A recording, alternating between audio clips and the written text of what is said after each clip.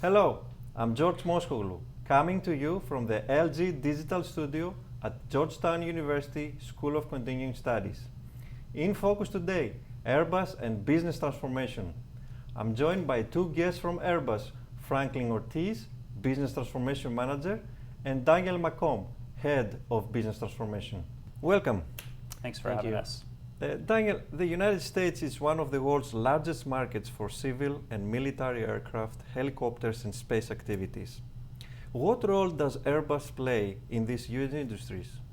Airbus is a very global company. We're known for our European heritage, but for a very long time, we've been working with suppliers all across the United States. We have active relationships with suppliers in 40 states. We estimate we've spent around $200 billion in the supply chain since 1990, and that we indirectly support just under 300,000 jobs in the country.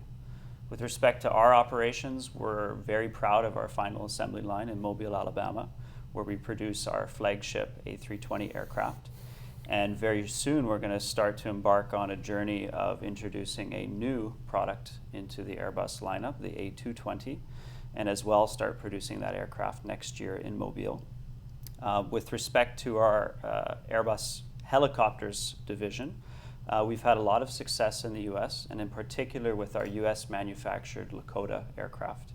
And this aircraft is in use by the National Guard and the US Army, and the fleet has been in service for many years, and I believe has something like 500,000 flight hours. We're also a large defense contractor, in particular in Europe, but as well we have activities in the US. And these are around our various platforms, unmanned and manned aircraft. But as well we have interests in space. We design and manufacture satellites, and as well we leverage that infrastructure to deliver communication, intelligence, and security services. Oh, that's impressive. Franklin, why does a company like Airbus benefit from a business transformation office? And how does such an office help it achieve strategic objectives? So I believe that every company should have a business transformation office, as these are the teams that help serve as catalysts to support change and make things happen. So for example, in our team at Airbus, we link our projects to the Airbus corporate strategic objectives, and we manage a portfolio of corporate initiatives where we provide guidance and support to project managers and ensure that they complete their projects successfully. Nice. What does transformation look like for Airbus North America in the coming years? It's a very good question, George. I think we have a set of unique challenges and opportunities. So on one hand, back to what I mentioned about our manufacturing activities in the country, we're experiencing exponential growth. We're going to deliver, we hope, 70 aircraft this year, and when we start producing the A220, many more.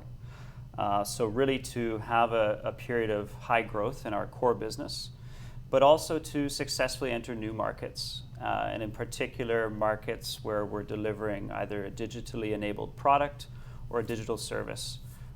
We're producing microsatellites at a factory in Florida. We are trying to deploy commercial applications that utilize drones. So we're really looking to prove that new concepts and new business models can work here in this market. Great. And to really underpin both the new and the old and blend it all together, we need a high-performing organization and we need to invest in our people.